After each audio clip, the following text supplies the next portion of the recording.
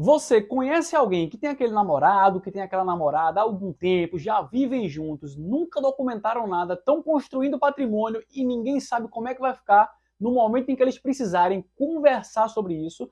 Provavelmente você deve ser até uma dessas pessoas, porque a quantidade de gente que tem por aí nessa situação é enorme mesmo, e as pessoas não têm muita noção da repercussão que isso aí tem na família.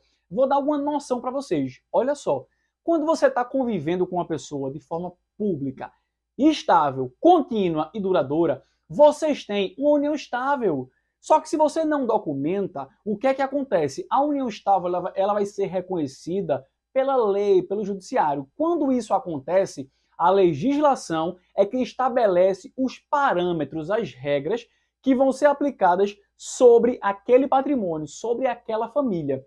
E uma dessas regras é o regime de comunhão parcial de bens. Ou seja, se você está vivendo em conjunto com uma pessoa já há algum tempo, construíram um patrimônio, tem uma relação pública estável, contínua e duradoura, vocês têm uma comunhão parcial de bens. O que é que isso significa?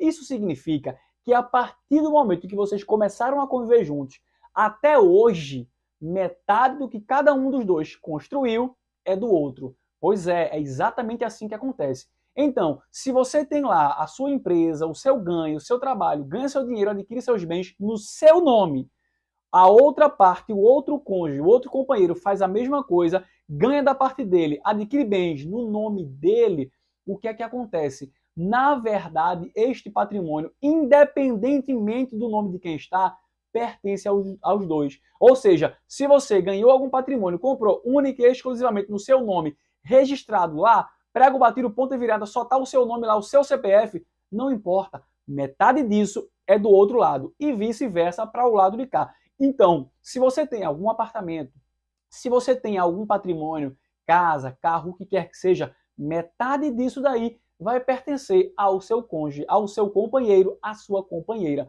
Pois é assim que funciona. Então, se você tem, além de apartamentos, além de terrenos, casas, etc., bens como, por exemplo, cotas de alguma empresa. Então, se você trabalha a sua vida inteira para construir, para fazer crescer cotas de uma rede de farmácia, cotas de uma rede de supermercados, cotas de algum tipo de empresa, seja lá do que for, inclusive às vezes tem mais de uma, porque a pessoa tem uma rede de supermercados, por exemplo, de farmácia, de padaria, e a pessoa tem várias empresas. Ela se desdobra em mil para conseguir fazer aquilo ali aumentar, gerar renda, gerar lucro, gerar emprego para as pessoas.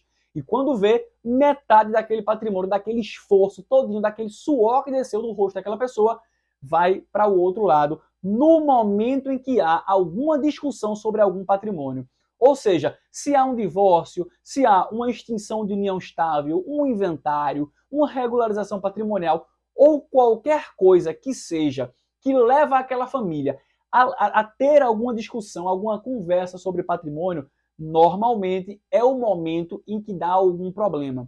Porque a família até aí não precisou tratar, conversar, discutir sobre patrimônio. Então, quando acontece alguma coisa que empurra a família para fazer isso, a força acaba dando algum problema. E é muito comum dar algum problema quando você tem duas coisas. Primeira, filhos que pertencem apenas, pertencem, né? Parece que é propriedade, mas filhos que são apenas de um dos cônjuges, de um dos companheiros, com outra pessoa. Nessas situações em que há algum filho que não é filho do outro companheiro ou da outra companheira, normalmente dá algum problema, porque você está empurrando a família à força para organizar o patrimônio. E outra situação é quando os filhos, quando o outro lado, quando a família, de um modo geral, depende da rentabilidade daquele patrimônio. Então, se você tem alguma rede de algum tipo de empresas, se você tem algum patrimônio que é alugado, ou seja lá o que for, que gera rendimento para a família, que gera a subsistência da família, que gera a condição de sobrevivência da família, ou não necessariamente de sobrevivência, mas pelo menos o status que a família tem, a qualidade de vida que a família tem, muito cuidado, porque em alguma discussão patrimonial pode ser que a família perca a sua condição de vida. Pois é, pode ser que ela perca a sua condição de vida, ou por alguma briga, ou por alguma questão de organização patrimonial, imposto, enfim, as taxas normais que se paga quando tem um divórcio, quando tem uma separação, uma dissolução de união estável, um inventário, ou até mesmo, como eu falei agora, uma mera organização patrimonial que é colocada à força. Então, se você conhece alguém que está numa situação dessa, que é muito comum acontecer na sociedade, que situação? Estão vivendo juntos, nunca documentaram nada, em virtude disso tem uma união estável no regime de comunhão parcial de bens. Se você conhece alguém que está numa situação dessa, ou talvez você seja uma pessoa que está numa situação dessa, às vezes você pode nem ser o cônjuge. Às vezes você pode ser o herdeiro ou herdeira que depende daquele patrimônio, às vezes até trabalha para que se esforça para que aquele patrimônio se valorize e quando vê aquilo ali é repassado ou em parte ou a depender da situação, às vezes até todo para o outro lado, para o outro cônjuge, para outra pessoa que estão se separando ali. Então toma muito cuidado. Se você está envolvido num tipo de situação desse tipo, em alguma situação desse tipo, seja lá na qualidade que você estiver, você é um conhecido, você é as próprias partes, você é o herdeiro, você é um amigo, seja lá o que for, encaminhe esse vídeo, ajuda essas pessoas para que o problema não chegue nelas. Porque se elas se antecipam e organizam o patrimônio, primeiro você vai evitar ou pelo menos reduzir a probabilidade de haver um litígio e segundo, você vai reduzir drasticamente o custo da organização patrimonial.